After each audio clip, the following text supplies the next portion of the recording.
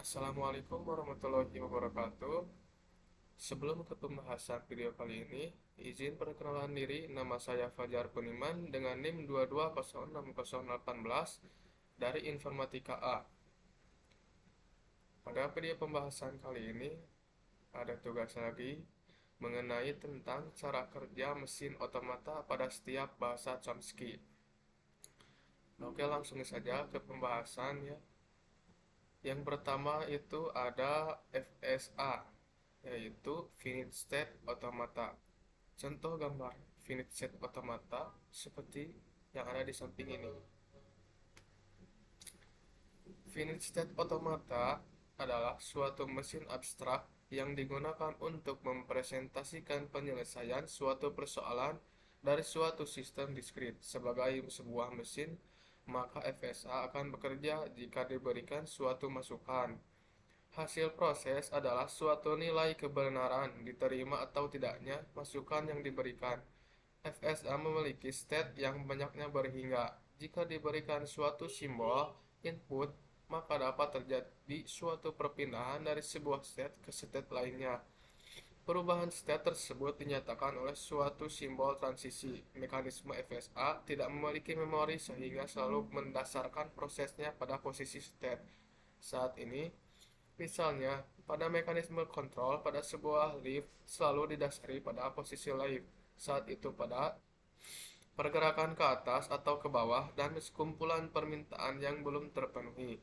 Batasan aturan produksi adalah sebuah simbol variabel beta maksimal memiliki sebuah simbol variabel yang bila ada terletak di posisi paling kanan. Yang kedua, PDA, push down automata. Contoh gambarnya seperti pada di samping ini. Push down automata untuk mencocokkan dependensi bersarang robot ini membutuhkan tumpukan memori satu ujung, misalnya untuk mencocokkan jumlah frasa, jika, dan lain. Robot perlu mengingat yang terakhir terjadi. Jika hanya dengan begitu ia dapat menemukan lain yang sesuai. Batasan aturan produksi alfabet berupa sebuah simbol variabel Chomsky menunjukkan bahasa konteks free equivalent. Mesin abstrak pushdown automata maksud equivalent adalah untuk sembarang konteks free grammar terdapat pushdown automata yang dapat mengenali bahasa hasil konteks free grammar itu. Pushdown automata mengolah sembarang string dan menentukan apakah string itu termasuk bahasanya. Lanjut, yang ketiga yaitu linear bounded automata. Contoh gambar yang ada pada di samping ini.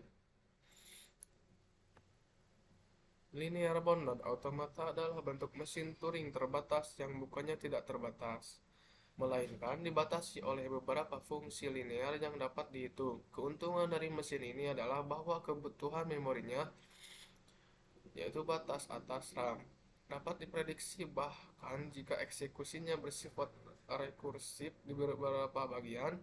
Batasan aturan produksi yaitu alfabet lebih kecil beta artinya ruas sebelah kiri tidak lebih besar dari ruas sebelah kanan.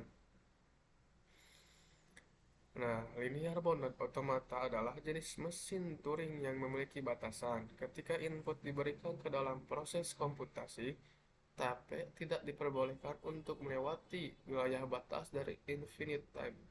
Tab itu tersendiri memiliki panjang tak sehingga dengan maksud untuk mengakomodasi masukan dari panjang yang bisa diaturnya semuanya. Pada LBA, jumlah state-nya bervariasi tergantung kepada fungsi linear dari jumlah masukan yang diberikan. Yang keempat, mesin Turing. Nah, contoh gambar yang ada pada di samping ini. Fungsi yang tidak dapat dihitung ada dalam matematika dan ilmu komputer. Namun, mesin Turing memungkinkan mempresentasikan fungsi seperti itu sebagai urutan langkah-langkah terpisah. Kontrol itu terbatas meskipun data mungkin tampak tidak terbatas. Mesin Turing merupakan pemodelan mesin komputasi yang ampuh. Berdasarkan mesin Turing dapat diidentifikasi ketidakmungkinan penulisan program Bila dinyatakan tidak dapat dikomputasi mesin Turing, berarti persoalan tidak mungkin dapat diselesaikan secara komputasi dengan mesin komputasi apapun.